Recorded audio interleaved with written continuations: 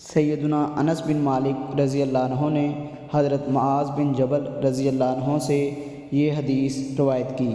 کہا، میں سواری کے ایک جانور پر رسول اللہ صلی اللہ علیہ وآلہ وسلم کے پیچھے سوار تھا۔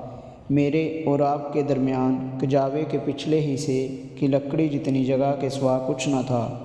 چنانچہ اس موقع پر آپ صلی اللہ علیہ وآلہ وسلم نے فرمایا، اے معاذ بن جبل، میں نے عرض کی، میں حاضر ہوں اللہ کے رسول، ذہ نصیب۔ آپ کچھ دیر چلتے رہے، پھر فرمایا، اے معاذ بن جبل، میں نے عرض کی، میں حاضر ہوں اللہ کے رسول، ذہ نصیب۔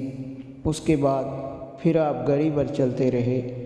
اس کے بعد فرمایا، اے معاذ بن جبل، میں نے عرض کی، میں حاضر ہوں اللہ کے رسول، ذہ نصیب۔ آپ نے فرمایا، کیا جانتے ہو کہ بندوں پر اللہ عز و جل کا کیا حق ہے؟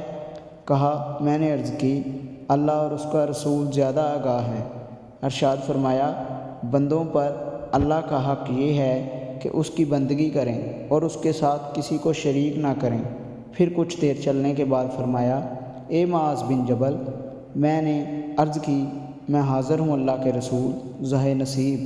آپ نے فرمایا، کیا جانتے ہو کہ جب بندے اللہ کا حق ادا کریں تو پھر اللہ پر ان کا حق کیا ہے؟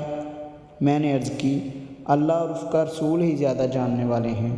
آپ نے فرمایا، یہ کہ وہ انہیں عذاب نہ دے۔ صحیح مسلم حدیث نمبر 143۔